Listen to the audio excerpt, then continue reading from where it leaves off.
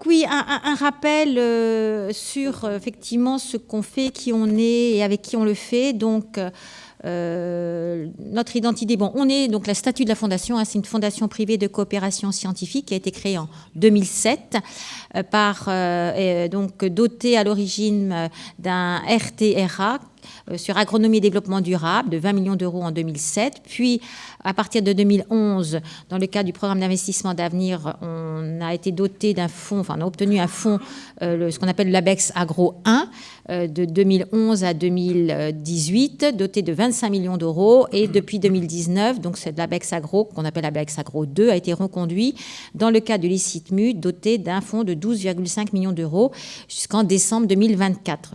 La fondation a 5 membres fondateurs, le CIRAD, l'Institut Agro Montpellier Supagro. Alors non, maintenant on dit Institut Agro de Montpellier. Enfin, il y a une école interne qui s'appelle Institut Agro de Montpellier.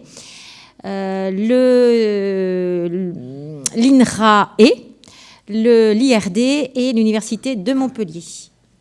Oui, merci. Oui, si tu peux passer. Avec des engagements éthiques qu'on partage à un certain nombre, notamment de fondations au niveau européen ou international, et qu'on met en avant aussi comme critères dans l'évaluation des projets scientifiques que l'on soutient, critères de durabilité, résilience, égalité, diversité, santé, intégration, l'approche inclusive des femmes, les jeunes et intégrative, avec une démarche interdisciplinaire et intégrée, sur les sciences participatives et la prise en compte des savoirs locaux et des communautés locales, et bien sûr réflexion éthique et déontologique dans le cadre aussi de APA et du protocole de Nagoya qui est maintenant dans tous les projets scientifiques qui est imposé aussi par l'ANR. Sur nos missions, notre principale mission, c'est de soutenir par la recherche, l'enseignement supérieur, le développement et la diffusion des connaissances, donc à la fois recherche, enseignement, donc formation, recherche, formation et innovation au service de l'agriculture pour une transition durable. Et on s'efforce effectivement de promouvoir les transformations agroécologiques avec 4 missions plus spécifiques.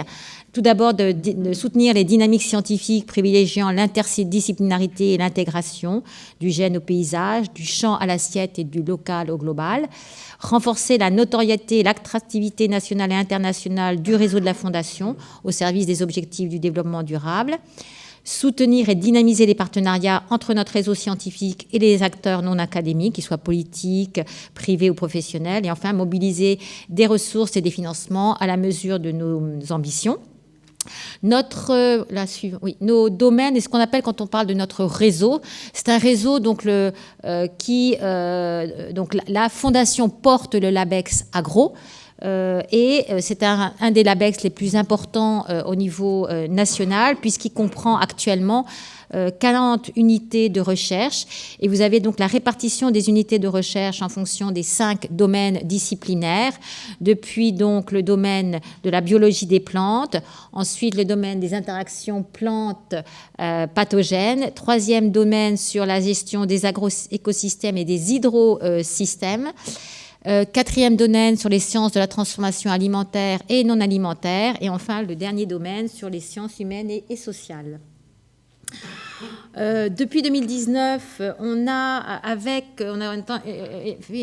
initié toute une réflexion aussi avec la communauté pour cibler nos axes transversaux et en lien avec les grandes conventions internationales. Et donc, 3 axes transversaux ont été définis, qui sont complètement en phase avec les axes transversaux aussi de nos membres fondateurs. Donc, le premier axe sur le changement climatique, adaptation et atténuation.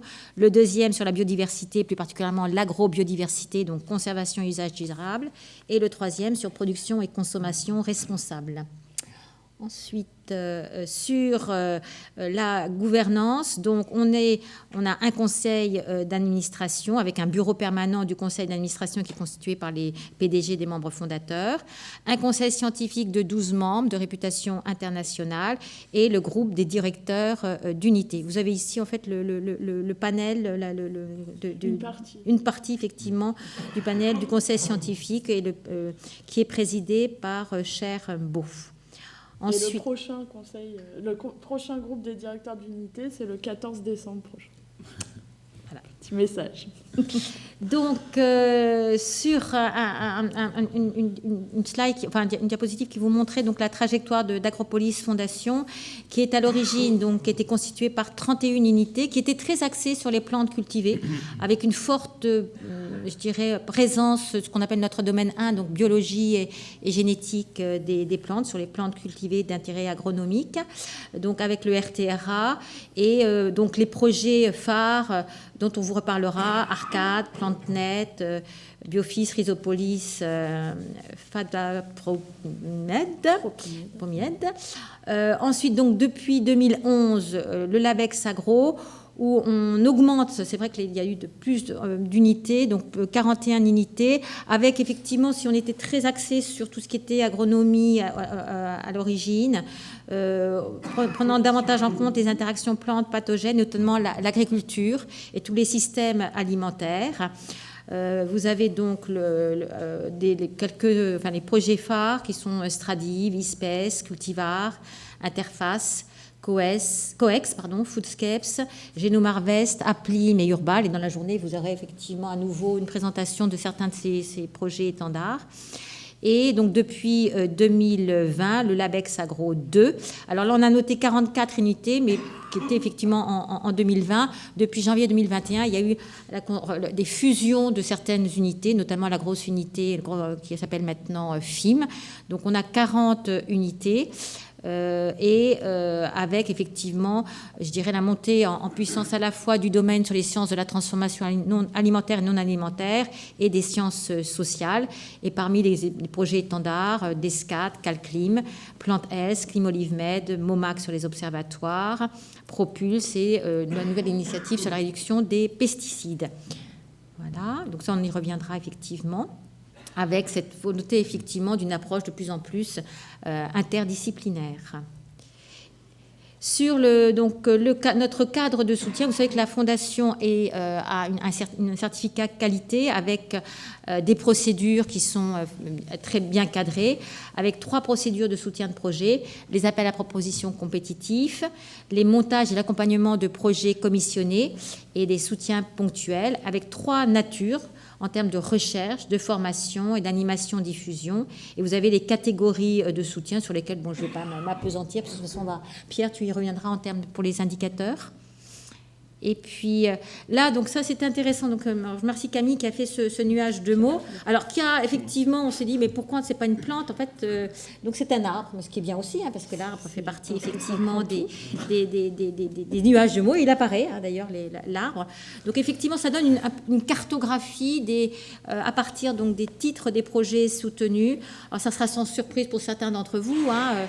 Où il y a effectivement la plante qui est au centre, bien mis en avant. L'approche système, parmi effectivement les plantes, le riz, je vois donc, ce qui ne te surprendra pas, avec effectivement, mais c'est très bien d'avoir mis les racines aussi et puis l'alimentation. Donc encore une fois, c'est une image, un moment clé sur les grands mots et termes et approches et objets sur lesquels la Fondation a soutenu, à la fois des objets et puis aussi des approches, avec le terme aussi de durable, qui en fait, dès l'origine de la Fondation, il y avait le terme durabilité.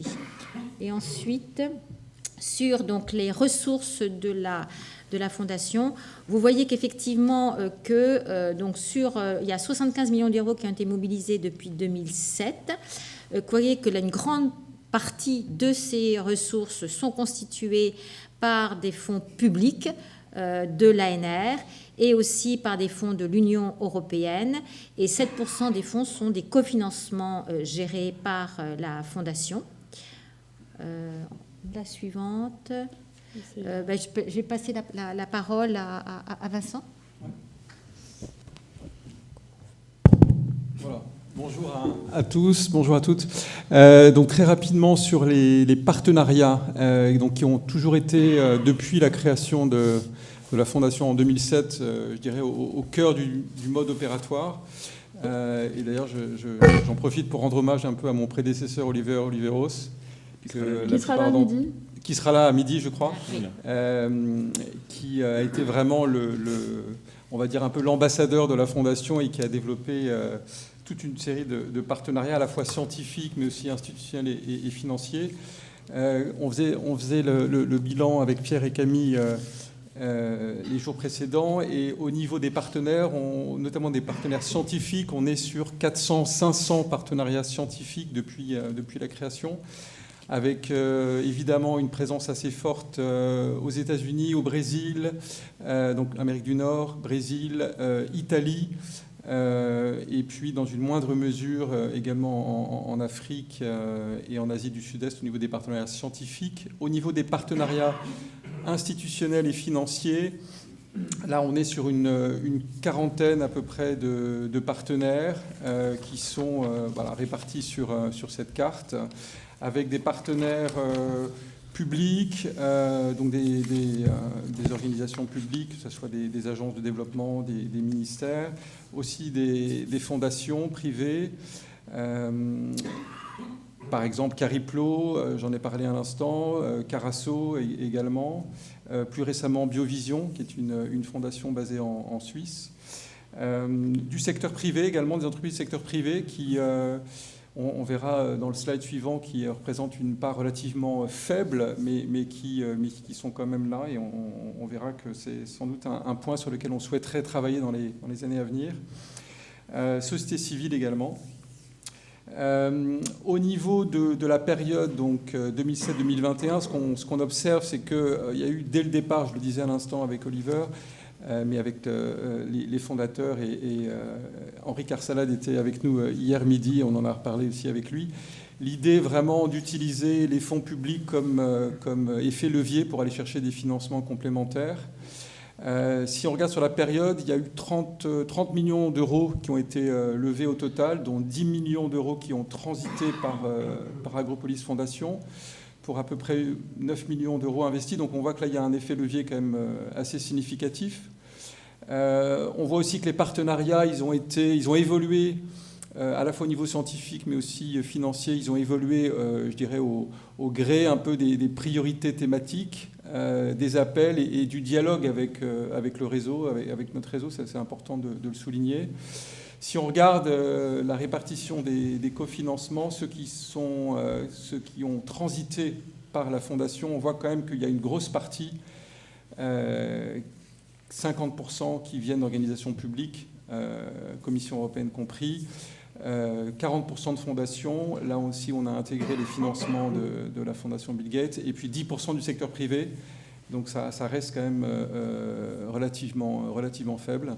Et puis, je finirai sur le fait qu'au niveau géographique, au niveau des partenariats, il y a vraiment une volonté aussi de nos membres fondateurs d'axer sur l'Afrique et sur la Méditerranée. Et puis, je le disais, on a des nouveaux partenariats stratégiques comme Biovision, comme McKnight aux États-Unis, et là, plus récemment avec le CRDI au Canada. Donc voilà, des éléments qui nous semblaient importants de rappeler, et on discutera cet après-midi avec Gaspard Lépine dans la table ronde, la deuxième table ronde. Merci. Ce que je vous propose, c'est on va dérouler tout de suite, on va enchaîner sur le bilan des indicateurs, et puis on se donnera un moment après cette présentation, si vous avez des questions et des commentaires. Donc je vais donner la parole à Camille. Oui. Merci. Merci Marie-Christine et merci Vincent. Donc là, ce qu'on va vous présenter avec Pierre, c'est en fait des extractions des bases de données. Donc vous qui avez plus ou moins été tous des porteurs de projets financés par Agropolis Fondation, vous savez qu'on vous demande plein de choses et on en fait quelque chose parce que c'est ça qu'on va vous montrer aujourd'hui. Donc une des premières actions, une action importante réalisée par Agropolis Fondation, c'est d'animer la communauté agro. Alors ça passe par quoi ? C'est pour le coup pas forcément très mesurable comme ça, mais donc déjà on voulait revenir sur le fait qu'en 2019, avec l'arrivée de Marie-Christine à la direction d'Agropolis Fondation, il y a eu une forte volonté de travailler avec la communauté de chercheurs, chercheuses, enseignants, etc. de la communauté, afin d'un peu redéfinir des axes. Et donc, il y a eu un certain nombre d'ateliers de travail qui ont été menés et qui ont abouti à la redéfinition de ces 3 axes qui aujourd'hui sont très structurants dans les actions d'Agropolis Fondation. Donc, donc Marie-Christine en a parlé, hein, changement et adaptation, changement climatique, adaptation, atténuation, conservation et usage durable de la biodiversité et consommation et production responsable. Agropolis Fondation a aussi joué un rôle de structuration de la communauté et notamment au travers de grands projets. Et c'est pour ça que dans la deuxième partie de la matinée, on a vraiment voulu axer la présentation du bilan d'Agropolis Fondation sur un certain nombre de ces grands projets dits étendards et qui ont permis de renforcer les liens qui pouvaient exister, mais pas forcément très forts, entre des communautés thématiques présentes sur Montpellier. Alors cet après-midi, tout à l'heure, on va entendre parler de Rhizopolis, de PlanteNet, de Coex, de Cultivar. Mais c'est vrai qu'il y a eu aussi un autre projet très structurant, c'est Arcade, dont on a entendu parler pas mal ces derniers temps, puisqu'il y a eu l'inauguration du bâtiment. Mais Arcade, c'est pas qu'un bâtiment, c'est aussi un projet de recherche qui a été soutenu à hauteur de 3 millions d'euros par Agropolis Fondation. Agropolis Fondation a joué aussi un rôle de structuration en amont de la création de la chaire UNESCO Alimentation du Monde. Donc je pense que Nicolas Bricas, qui sera présent dans la première table ronde cet après-midi, pourra aussi en parler. Donc en fait, cette animation, elle se joue autour de dialogues réguliers qui ont lieu entre le réseau et la communauté de chercheurs. Ce dialogue régulier, il s'établit par les journées du Labex Agro qui ont lieu chaque année, qui sont plus ou moins thématiques. C'est vrai que donc l'année dernière, la thématique était sur le financement public et privé de la recherche. Donc on a fait venir des intervenants venant de l'ANR, de la Commission européenne, et puis aussi après des partenaires privés. Et donc par exemple la petite capsule vidéo qu'on a créée de Pierre Costet pour cet après-midi, la table ronde de cet après-midi, c'est quelqu'un qui est intervenu lors de la journée du Labex Agro l'année dernière. Mais aussi ça se joue, on passe beaucoup par le dialogue avec les directeurs, directrices d'unités. On a ouvert ce groupe des directeurs d'unités récemment à tous les animateurs d'équipes ou de collectifs, puisque, comme vous le savez, les UMR deviennent de plus en plus grosses. Donc, pour quand même avoir ce dialogue avec la communauté, on a ouvert donc à l'ensemble de ces animateurs d'équipes.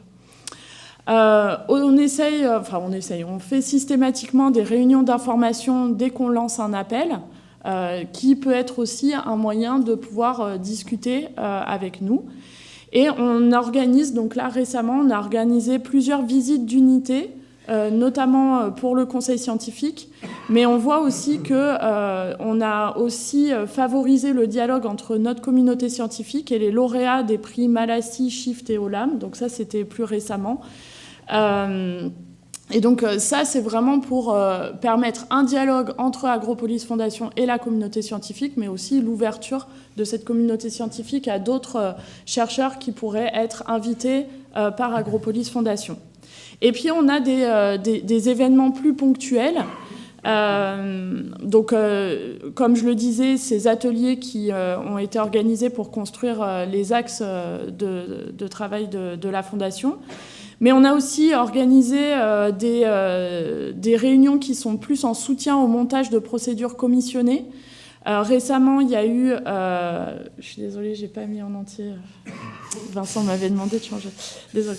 L'atelier, donc le terme entier, tu l'as peut-être, de réduction des pesticides dans les filières tropicales, qui a eu lieu ici même les 11 et 12 octobre dernier et dont... le compte-rendu et l'ensemble des présentations ainsi que les vidéos sont accessibles sur notre site internet. Donc je vous invite à y aller si vous êtes intéressés. Co-organisé avec le CIRAD, j'allais le préciser. Dans le cadre du montage du projet MOMAC sur les observatoires de la vigne et du vin face au changement climatique, Pierre et moi avons organisé un atelier de partage en fait, des bases de données sur la vigne et le changement climatique. Donc j'ai parlé des rencontres des prix Malassis, Shift et Olam. Et on organise aussi régulièrement des réunions. Il y a eu l'accueil de la fondation McKnight qui va de nouveau avoir lieu l'année prochaine.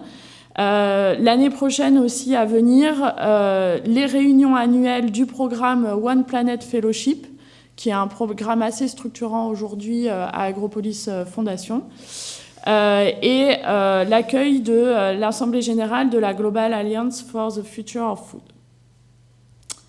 Je vais laisser la parole donc maintenant à mon collègue Pierre qui va vous présenter un certain nombre d'indicateurs issus de nos bases de données. Bonjour. Ouais, bonjour à tous. Bon, je sais que c'est vendredi et qu'il est... Et qu'il fait froid. Qu'il fait froid et voilà, bon, c'est un bilan, on va présenter des données chiffrées, donc je vais essayer de ne pas trop vous casser la tête, mais ça donne quand même un certain nombre d'éléments, je pense que c'est important de partager avec vous aujourd'hui.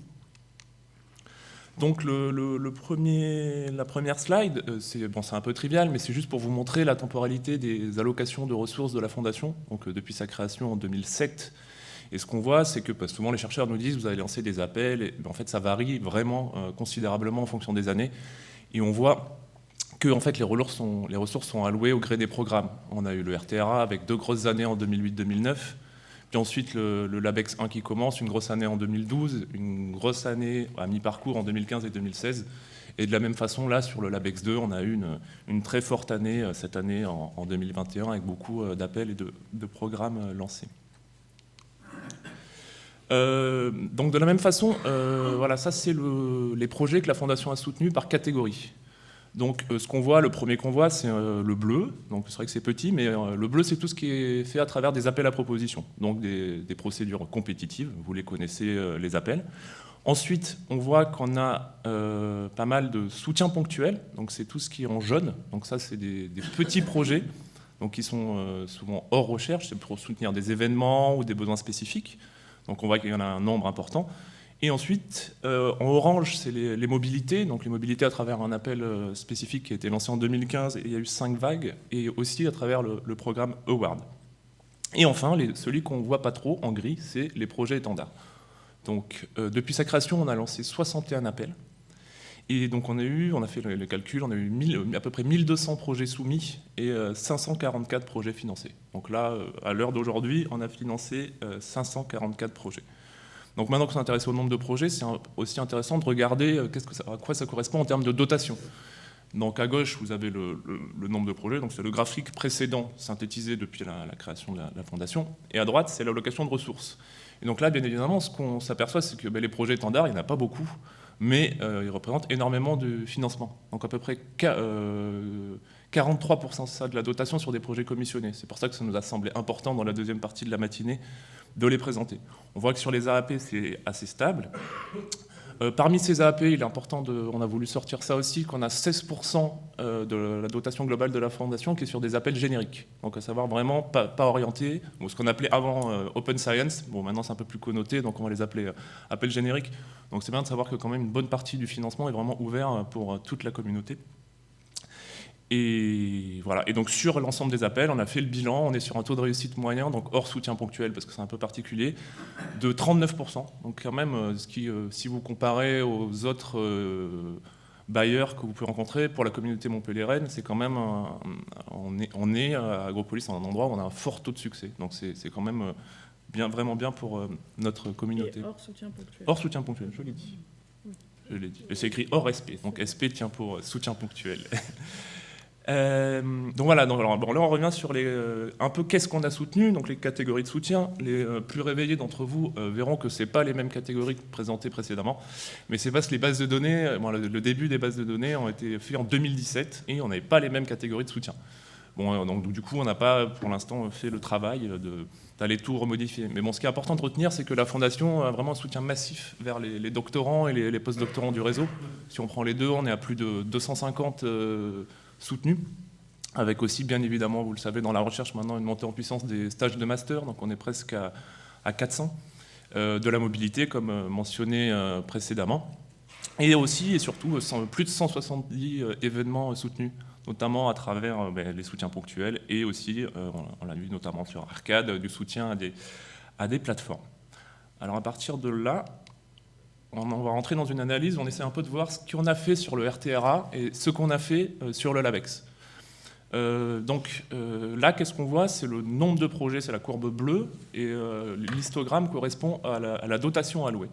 Donc on voit que sur le RTRA, c'était vraiment le temps de grands projets structurants, donc à plus de 600 000 €. On voit que l'immense majorité de la dotation du RTRA était sur ces projets-là.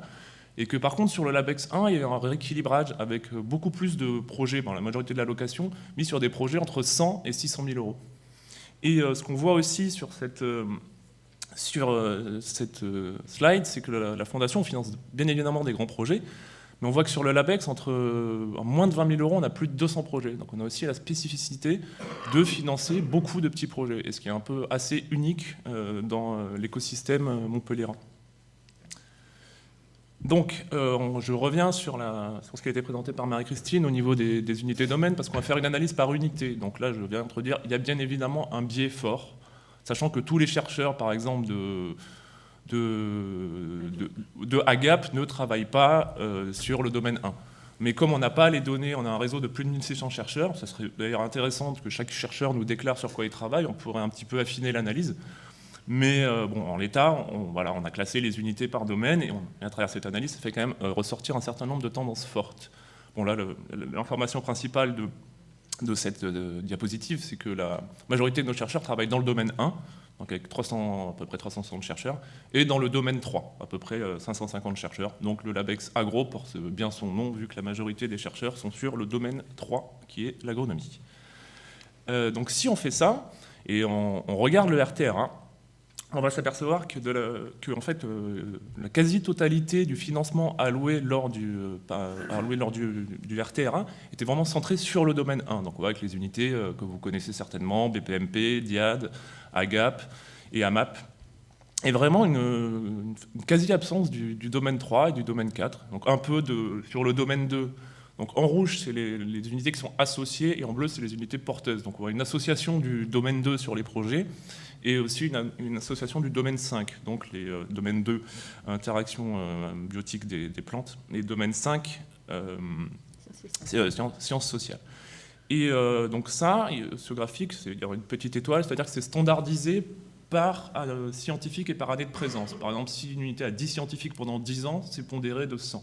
Si une unité a 20 scientifiques pendant un an, c'est pondéré de 20. C'est vraiment pour voir, parce que sinon, ça n'aurait pas de logique avec la différence de taille des unités. Donc c'est vraiment pondéré par le nombre de scientifiques des unités.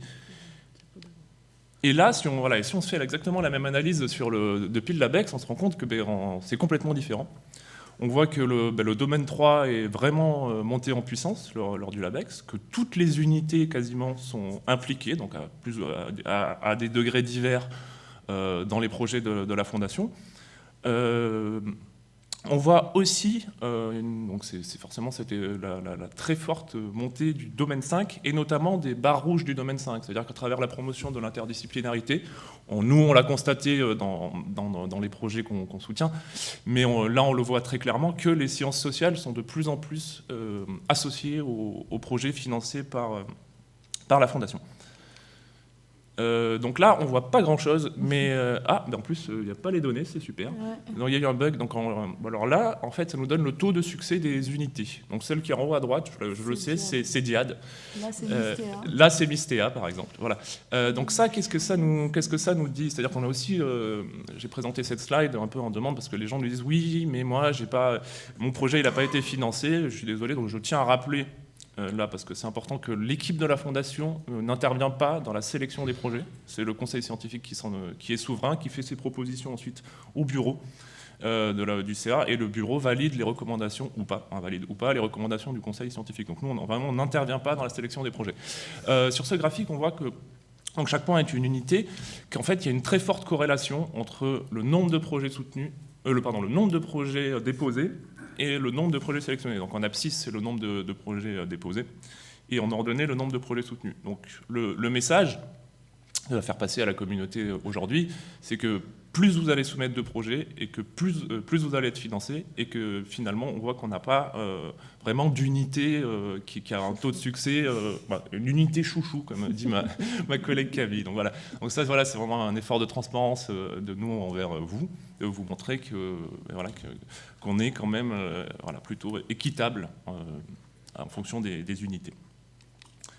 Au niveau de la parité, donc on a un réseau qui est composé à peu près à 64% d'hommes, et on voit que sur le nombre de projets, on est à 69% portés par des hommes, donc c'est relativement équilibré.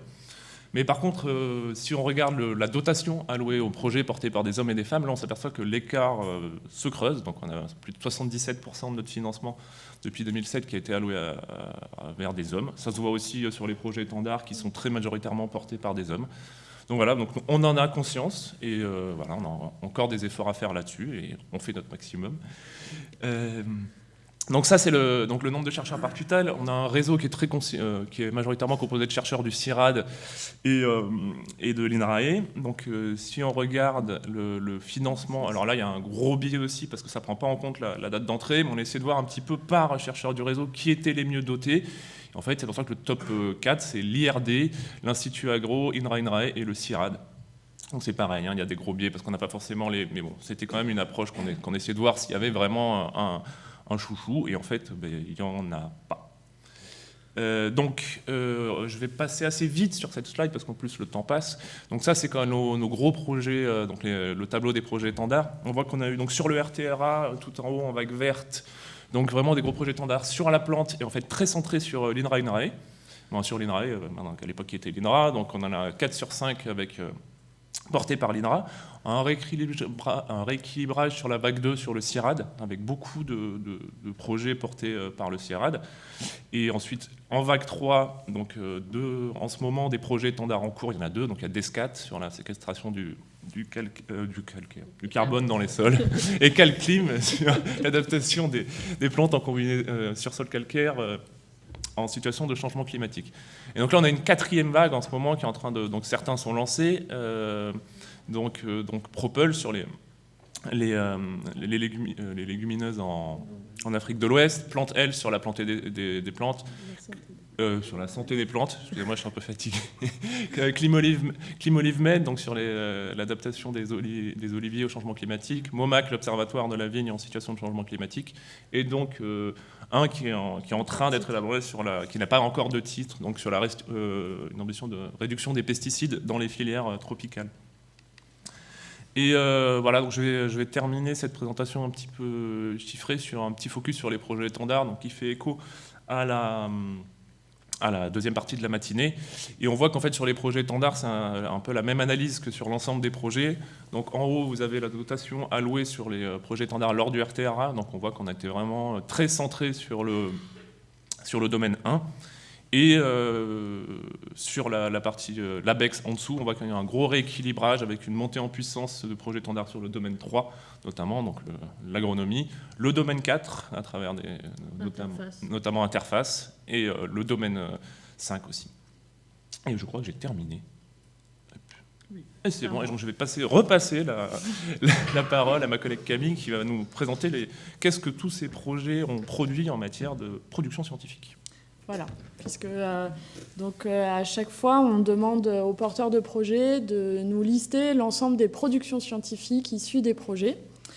À la demande de l'ANR. À la demande de l'ANR, notamment. On a aussi, il faut savoir, une alerte du Web of Science. Donc, dès que vous remerciez Agropolis Fondation ou, encore mieux, le Labex Agro, ou les deux.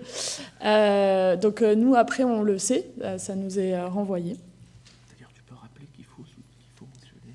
Tout à fait, donc il faut le faire, hein, c'est pas une option. Mais en fait, déjà, ce qu'on voulait dire, c'est que, donc, oui, on a l'ANR qui nous demande vraiment un suivi extrêmement précis des articles scientifiques. Et vous, en tant que scientifique, vous savez que vous êtes évalué et fortement sollicité pour produire de la publication scientifique.